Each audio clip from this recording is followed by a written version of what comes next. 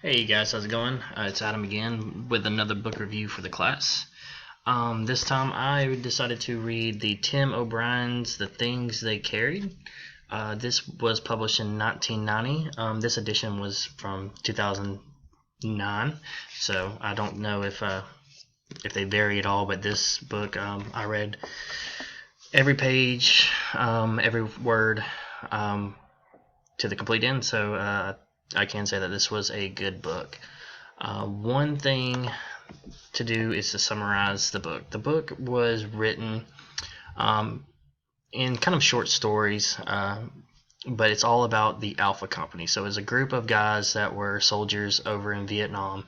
And even though these stories were about the times that they were over there, the stories were more written about the emotional, psychological, and mental, baggage that these guys had. So even though they are war stories, it's more about symbolism and really relating to uh, the feelings that these guys are going through.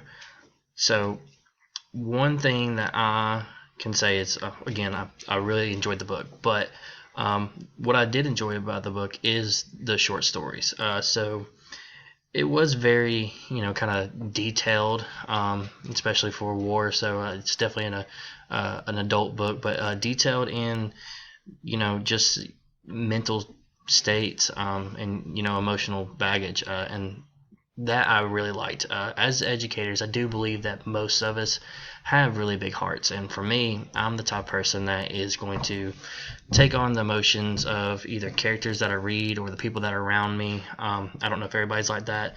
Uh, Normally, this is it could be good or bad if you're that type of person, but I really like books that kind of suck me into realizing points of views of others, and that's exactly what this book did. Another thing that I really liked is just I'm all about war and action and things like that. So that's just another part that I loved. The problem that I won't say a problem, but one thing that I didn't really care for about the book is the short stories weren't necessarily in chronological order. So it did go back and forth. It went to past and present day with a you know narrator, but just also the short stories while they were in Vietnam. Some things happen. I'm not trying to spoil the book at all, but some things happen, and then the next chapter, it goes back and maybe there's characters that are back and that were previously gone in the previous chapter. So that kind of point kind of made it a little bit confusing, but overall not a bad read.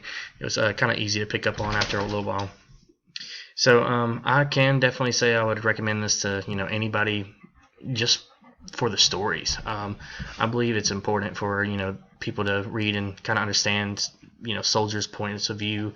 One of the chapters talked about how you know um, they don't really get to come back and be normal or talk about the bad things. People want to make sure that they're safe, and they want to hear the good stories, but the bad stories, the emotions and the weight that they the things that they carry, are things that they don't necessarily release. So that's kind of what this book's about.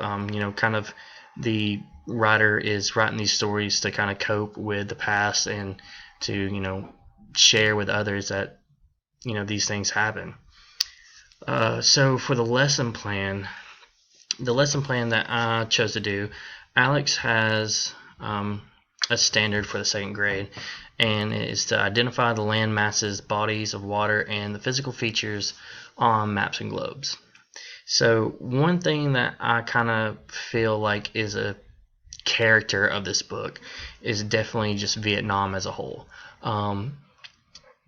Different aspects and different stories had different parts of Vietnam, all together. So sorry, my dog's going crazy on me. No, stop. Um, so it does have mountainous areas, and then there's rivers and uh, marshes and things like that. So just the physical features of the maps and globes and the masses and everything. Also, just being soldiers.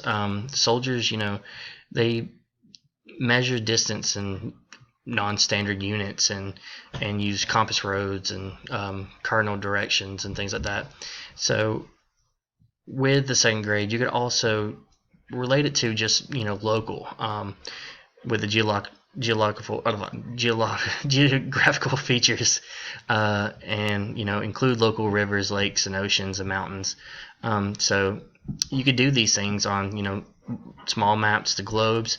You could relate it to the Vietnam and other countries for higher grades, and just get to know other nations. You could really do this with any type of standard social studies for any grade, but it would also be kind of cool to relate science into it as well. So my favorite chapter of the book, there was a river that was flooding, and they decided to camp in a bad spot, and this definitely caused some problems. But bring science into it, bring the environment, and how weather works as well.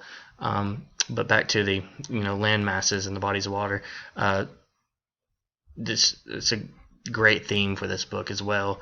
But yeah, I believe that's it. If you guys have any other questions, please let me know.